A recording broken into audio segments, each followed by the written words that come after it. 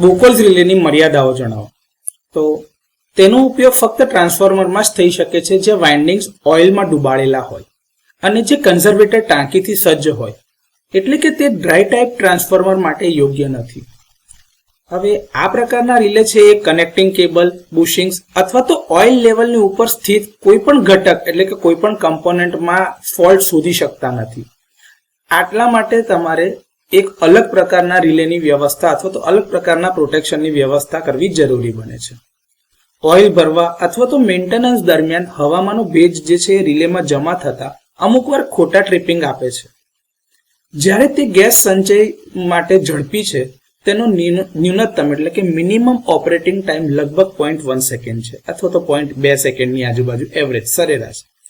ભારે short circuit જેવા અત્યંત હાઈ સ્પીડ ઓપરેશન અથવા તો ફોલ્ટ માટે અન્ય ઇલેક્ટ્રિકલ રિલે જેમ કે આપણે વાત કરીએ ડિફરન્શિયલ ટ્રાન્સફોર્મર પ્રોટેક્શનની, તો એ રિલે જે છે સામાન્ય રીતે આ પ્રકારના રિલે કરતાં ઝડપી કામ આપે છે. આ રિલેની ચોકસાઈ જે છે એ તમે જ્યારે બુકોલ્સ રિલે મૂકતા હોય તો મેઇન ટેન્ક અને કન્ઝર્વેટર ટેન્કની વચમાં જ્યારે મુકાતી હોય ત્યારે એનો ઢાળ ઉપર તરફ 1.5 થી 3% આજુબાજુનો ઢાળ રાખવો ફરજિયાત છે. જો પાઇપ લેવલ પર હોય અથવા તો ખોટી રીતે નમેલી હોય તો ગેસના પરપોટા રિલે સુધી પહોંચી જ નહીં શકે, જેના કારણે આ પ્રકારના રિલે બિનઅસરકારક બને છે.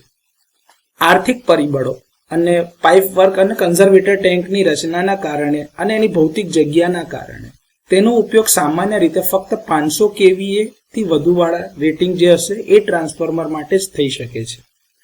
વાઇબ્રેશન, ભૂકંપ અથવા તો ભારે મિકેનિકલ આંચકા મર્ક્યુરી સ્વિચને આકસ્મિક રીતે નમાવવાનું કારણ બની શકે છે, જેના લીધે અમુકવાર રિલેનું ખોટું ઓપરેશન થાય.